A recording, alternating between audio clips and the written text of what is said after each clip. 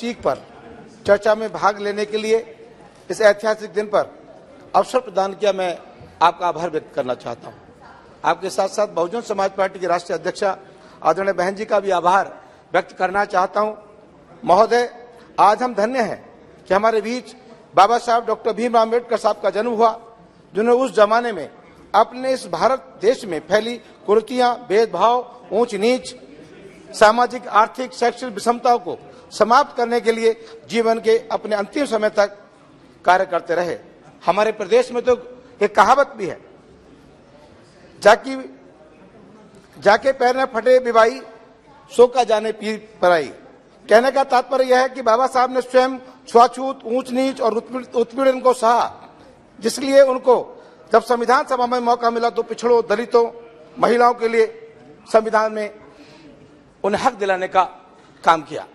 महोदय, लेकिन बाबा साहब अम्बेडकर साहब ने संविधान सभा की अंतिम सभा की बैठक में यह भी कहा था कि संविधान कितना भी अच्छा क्यों ना हो, लेकिन उसके मानने वाले लोगों की नियत साफ नहीं है तो संविधान कभी अच्छा नहीं हो सकता।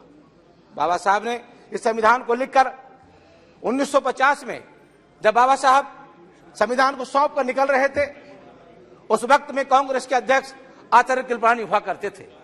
तो आचार्य कृपलानी ने कहा कि अम्बेडकर, तुम आज बहुत खुश हो। बोला, हाँ, आज मैं बहुत खुश हूं क्योंकि मैंने इस देश के अंदर पहले राजा के देव परिवार में ही राजा पैदा होता था, मैं इस देश के अंदर भिखारी के परिवार में भी राजा पैदा करने की व्यवस्था मैंने संविधान में लिखने का काम कर दिया है। देश में राजा के घर में राजा पैदा नहीं होगा, एक गरीब परिवार में भी राजा पैदा होने की व्यवस्था इस देश के अंदर मैं लागू करने का काम करता हूं। कृपलानी ने कहा कि आपका समाज तो गरीब है, कमजोर है, अशिक्षित है, लाचार है, कमजोर है। हम उनका वोट पैसे के अभाव से लेने का काम करेंगे। हम आपके समाज का वोट उनको डरा कर लेने का काम करेंगे। उनका वोट हम खरीदने का भी काम करेंगे। लेकिन बाबा साहब ने आचार्य कृपलानी जी को एक बात कही, ये बात सही है आपकी कि मेरा समाज गरीब है, कमजोर है, पिछड़ा है, शोषित है, अशिक्षित है, लाचार है, लेकिन एक बात याद है कृपलानी जी, जिस दिन मेरा समाज अपने वोट की कीमत को समझ जाएगा तो तुम्हें भी लाचार बनाने का काम करेगा। और साथ ही जब आप उनका समाज ने वोट का महत्व समझा, अब वोट का महत्व समझने के बाद 1952 में जो पहला चुनाव हुआ, इस देश में जिस व्यक्ति ने देश का संविधान लिखा हो, देश में गैर बराबरी की व्यवस्था को खत्म किया हो, इस देश में समतामूलक समाज की स्थापना की हो, इस देश के अंदर भाईचारा कायम किया हो, इस देश में सभी को बराबरी का हक दिया हो, इस देश में राजा की वोट की कीमत एक तो भिखारी के वोट की कीमत भी एक करने का काम किया हो, ऐसे व्यक्ति को जब चुनाव में गए तो उस वक्त में कांग्रेस में जवाहरलाल नेहरू जी की हवा थी, उनका संदेश था पूरे देश में। लेकिन बड़े दुख की बात है कि ऐसे नेता को हराने के लिए जवाहरलाल नेहरू जी ने उनका विरोध करके और उनके पीए कजरोलकर को चुनाव जिताकर बाबा साहब को चुनाव हराने का काम किया। ये कितने दुख की बात है कि जो आज परम कुछ बाबा साहब अम्बेडकर साहब की बातें तो करते हैं, लेकिन बाबा साहब के साथ जो शोषण कांग्रेस ने किया, मैं समझता हूं किसी और ने तो शोषण करने का काम नहीं किया। बाबा साहब अम्बेडकर साहब तो पहले चुनाव में हारे, कजरोलकर में हारे, तो मैं बधाई देना चाहता हूं उस मुस्लिम समाज के उस व्यक्ति को जो बंगाल से चुनाव जीत कर आए थे। खलीकुज्जुमा साहब चुनाव जीत कर आए थे, खलीकुज्जुमा साहब ने इस्तीफा दिया और इस्तीफा देने के बाद बाबा साहब को चुनाव जिताकर संविधान भेजने का लोकसभा में काम किया और बाबा साहब फिर उसके बाद यहाँ कानून मंत्री बने। लेकिन सरकार में रिमोट किसके हाथ में था? आज इधर के लोग बड़े रिमोट की बात करते हैं, लेकिन उस वक्त भी रिमोट किसके हाथ में था? कानून मंत्री थे। बाबा साहब चाहते थे देश के अंदर कि अगर पुरुष को प्रधान देश माना जाता है देश, पुरुषों को और अधिकार हो तो महिलाओं को भी पूर्ण अधिकार इस देश के अंदर मिलना चाहिए। ये बाबा साहब इस देश के अंदर हिंदू कोड भी लेकर आए और हिंदू कोड भी लाकर देश में उन्होंने व्यवस्था दी कि देश के अंदर महिला चपरासी बनेगी तो इस देश के अंदर महिला अधिकारी बनने का भी काम करेगी। ये देश में महिला प्रधान बनेगी तो देश के प्रधानमंत्री भी एक महिला बनेगी। ऐसी व्यवस्था परम कुछ बाबा साहब अम्बेडकर साहब ने हिंदू कोड बिल में व्यवस्था देने का काम किया था। लेकिन दुर्भाग्य है उस वक्त की सरकार ने बाबा साहब को इतना परेशान करने का काम किया, उन्होंने अंत में आकर कानून मंत्री से इस्तीफा कांग्रेस को देने का काम किया। दुर्भाग्य की बात है। लेकिन साथियों, उसके बाद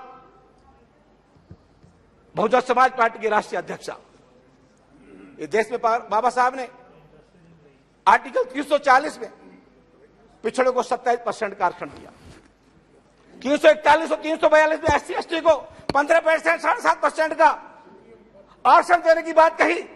1952 में सरकार बनी, बाबा साहब ने अनुसूचित जाति, अनुसूचित जाति के लोगों के लिए तो आरक्षण दिलाने की व्यवस्था कर दी। जब उन्होंने पिछड़ों की बात कही तो कांग्रेस ने कमीशन काका कालेकर के नाम से कमीशन बनाने का काम कर दिया। आरक्षण देने की बात नहीं करी, जो 27% आरक्षण मिलना चाहिए था, काका कालेकर की कमीशन बनाने का काम कर दिया। उसके बाद मंडल कमीशन को बनाने का काम कर दिया। लेकिन 1989 में देश में फिर लोकसभा का 9वीं लोकसभा का चुनाव हुआ। उसमें बहुजन समाज पार्टी के राष्ट्रीय अध्यक्ष आदरणीय बहन कुमारी मैती जी, जिस जनपद से मैं चुनकर आया हूं, आदरणीय बहन कुमारी मैती जी उसी 89 में बहुजन समाज पार्टी की राष्ट्रीय अध्यक्षा लोकसभा 9वीं लोकसभा चुनकर आई। जब 9वीं लोकसभा में चुनकर आई, उस वक्त में बीपी सिंह देश के प्रधानमंत्री बनने वाले थे, लेकिन उनके पास 3 वोटों की कमी पड़ रही थी, 3 सांसदों की कमी थी। माननीय काशीराम साहब से, बहन कुमारी मैती से आदरणीय बीपी सिंह जी मिले। उन्होंने कहा कि आप हमें 3 वोटों का समर्थन दे दो, पत्र हमें दे दो, इस देश के प्रधानमंत्री पे मैं पहुंच जाऊंगा। तो परम पूज्य बाबा साहब, मानव काशीराम साहब ने कहा ठीक है। बोले इसके बदले कोई मंत्री ले लो, मंत्री पद ले लो। बोला मुझे मंत्री पद नहीं चाहिए, मैं चाहता हूं इस देश में मेरी 3 मांगे, अगर इस बात अगर आप मांगेंगे तो मैं आपको समर्थन पत्र दे दूंगा। कि बड़ी खेद की बात है कि कांग्रेस के इतने लंबे समय से इस देश के अंदर कांग्रेस की सरकार ने नाचने वालों को, गाने वाले को, खेलने वालों को तो भारत रत्न की उपाधि सम्मानित करने का काम किया, लेकिन जिस व्यक्ति ने देश का संविधान लिखा उसे भारत रत्न की उपाधि सम्मानित करने का काम कांग्रेस ने नहीं किया। मैं चाहता हूं, मैं समर्थन आपको दे दूंगा, लेकिन आपको सबसे पहले परम पूज्य बाबा साहब अम्बेडकर साहब को भारत रत्न की उपाधि से सम्मानित करना पड़ेगा। बीपी सिंह जी ने कहा ठीक है, मैं आपकी शर्त को मानता हूं। दूसरी हमारी मांग है, ये देश धर्मनिरपेक्ष देश के नाम से जाना जाता है, इस देश पे सबको बराबरी का अधिकार है, संविधान के तहत सबको बराबरी का हक है। ये देश सभी धर्मों का सम्मान करता है, इसलिए किसी भी धर्म को ये इजाजत नहीं कि दूसरे धर्म का शोषण इस देश के अंदर करने का काम कोई व्यक्ति करे। और तीसरी मांग, मानव काशीराम साहब ने कहा कि जो मंडल कमीशन की रिपोर्ट इस देश में अभी तक लागू नहीं हुई, परम पूज्य बाबा साहब अम्बेडकर साहब ने संविधान में 27% का आरक्षण इन पिछड़े समाज के लोगों को दिया है। मैं चाहता हूं देश के अंदर कि मंडल कमीशन की रिपोर्ट लागू हो और पिछड़े समाज को तो आर्टिकल 340 में ये व्यवस्था दी थी कि 27%, चाहे वो नौकरी में हो, चाहे वो राजनीतिक में हो, उनको हक और अधिकार मिले। बीपी सिंह जी ने जब उस वक्त हाँ कर दी, प्रधानमंत्री बन गए, परम पूज्य बाबा साहब अम्बेडकर साहब को भारत रत्न की उपाधि से सम्मानित कर दिया। लेकिन जब मंडल कमीशन की रिपोर्ट को लागू करने की बात आई तो बीपी सिंह जी भी हीबा वाली करने लगे। उन्होंने मंडल कमीशन की रिपोर्ट को लागू नहीं किया। मानव काशीराम साहब ने कहा अगर आप मंडल कमीशन की रिपोर्ट लागू नहीं करोगे तो मैं वोट के अभाव पर धरना दूंगा।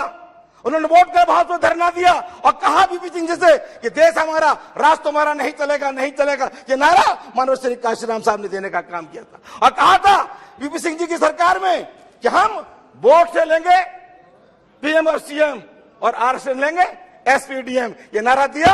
और साथ बाद में मानव काशीराम साहब ने जब वोट के भाव में 6 महीने तक धरना चलता रहा, मानव 2 मिनट धरना चला तो बीपी सिंह जी जब कहने लगे अगर आपने मंडल कमीशन की रिपोर्ट लागू नहीं की तो मैं आपकी सरकार को गिरा दूंगा।